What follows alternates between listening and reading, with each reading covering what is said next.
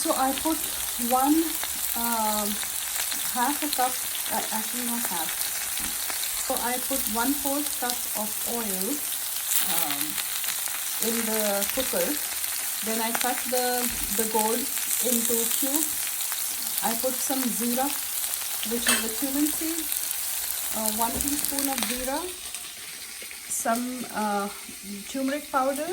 I'm going to add some salt now, 1 teaspoon of salt, and just crushed red chili, little bit of half a teaspoon of red chili powder. And this is the quickest Indian thing that you can make in minutes. And it is very delicious. The kids love it. Everybody loves it. You can have it with rice, or you can have it with roti, the chapati. So I'm going to add some tomatoes at this step, and I'm going to keep some for the end. You can put chopped tomatoes, but right now I have long tomatoes, so I'm going to put these tomatoes in here. It doesn't matter what kind are they. I'm going to close the cooker after this. I didn't add a whole lot of tomatoes, but I'm going to add some more once I give this 2 whistles. I cook it in 2 whistles. So I mixed it. I'm going to close the pressure cooker and let it sit until I hear 2 whistles. So I didn't let it sit for 2 whistles. Instead I did 3 whistles, and it's going now. I'm not going to release the whistle myself. I'm going to set it on the back burner, which is not hot. So I am going to let it release by itself. I'm not going to release the whistle, just so the flavors stay inside. And it takes about 7 minutes for any whistle to release by itself. If you are in a rush, then you put it under running cold water, and you can open the pressure cooker and cook it. So that's just, if you're rushed. But otherwise, to retain all the flavors, do not open the pressure cooker until it just opens by itself without any force. Okay, so while the whistle was being released, I just made some coffee. I'm going to go and see. Let's go to the kitchen and see how it looks. So here, we're going to open it, and it just released by itself.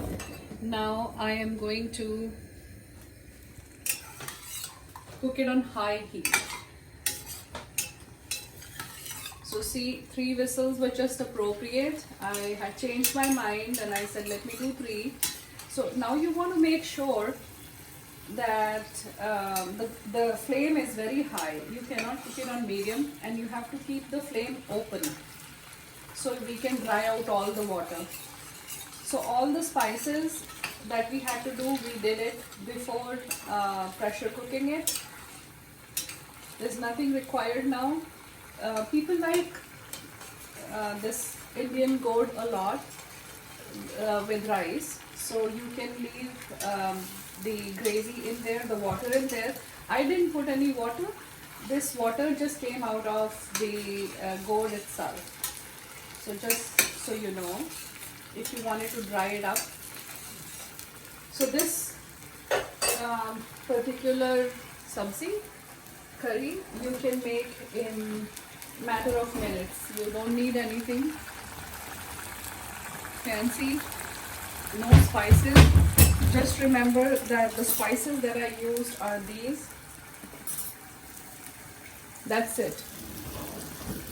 And I'm going to use dhania powder.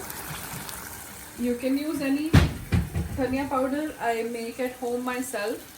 I just crush the dhania, and I don't like a lot of spices, lot of masalas, so I just use dhania powder. Has a very good flavor. You can do dhania and zeera powder. This dhania powder I did a little coarse, I didn't do it very fine because very fine you get in the stores. I like the little coarse taste. So here, so make sure. I thought I was going to use some more tomatoes, but looking at this, I don't think I need any more tomatoes. So this is plenty. So if you were going to consume it with rice, then this is the point where you stop, and this dhania powder goes in the end.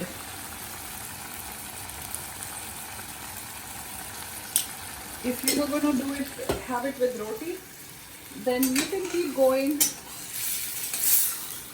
and you will still be okay. So all the curries, all the sabzis that I make, I use the same formula, same ingredients, and I keep it minimally spicy and minimal oil, but still it tastes good. So everything has to be just appropriate. Thank you for watching.